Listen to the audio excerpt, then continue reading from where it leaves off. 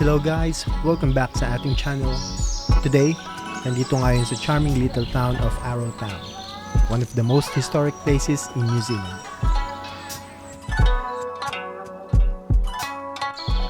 Kasama ko ang buong pamilya, and we are here to slow down, explore, and learn a bit of history while making new memories. Una naming pinuntahan ng Arrowtown Chinese Settlement, isang preserved heritage site kung saan nanirahan ng mga Chinese gold miners noong 1860.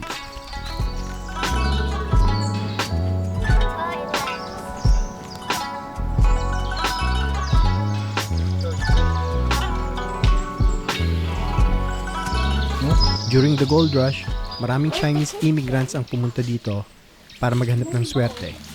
Pero grabe ang hirap ng buhay nila.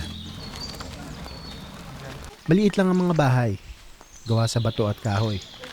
Pero nakakatindig balahibo ang mga kwento ng sakripisyo nila. Kaya, nag-sorry nga yung government sa kanila kaya tinayusin. Dahil Dun sa seeking offered escape from poverty. ang ganda rin kasi educational para sa kids.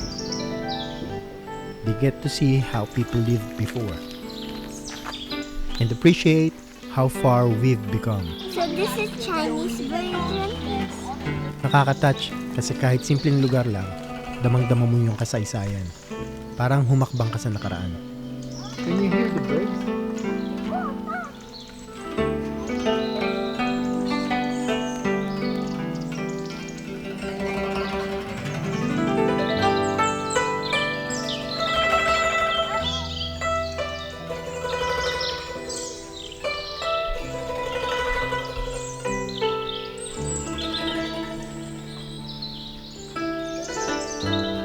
Being here hits differently, lalo na bilang migrants din kami.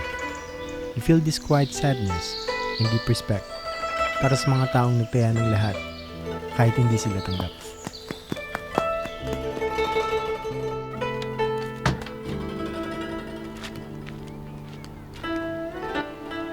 After ng historical walk, naglakad-lakad naman kami sa main street ng Arrowtown. Ang linis, ang peaceful, parang storybook town. Heritage buildings, artisan shops, old-style cafes, sobrang aesthetic. Parang hindi ka nasa modern day. Every corner is postcard worthy. Gob, tatakbo dyan. Nag-snack din kami sa isang shop dito. Coffee sa akin, fish and chips para kay Mrs. at burgers naman para sa mga bata.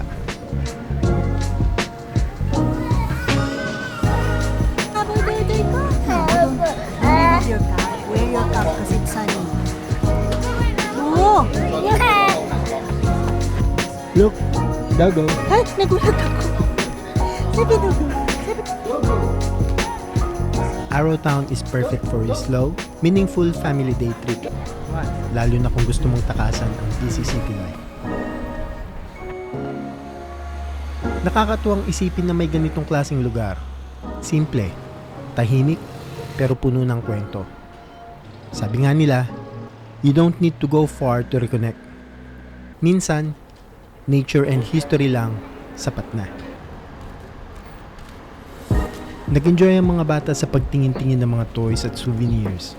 May mga quirky shops, chocolates, even handmade crafts. At syempre, hindi pwedeng hindi mag-snack.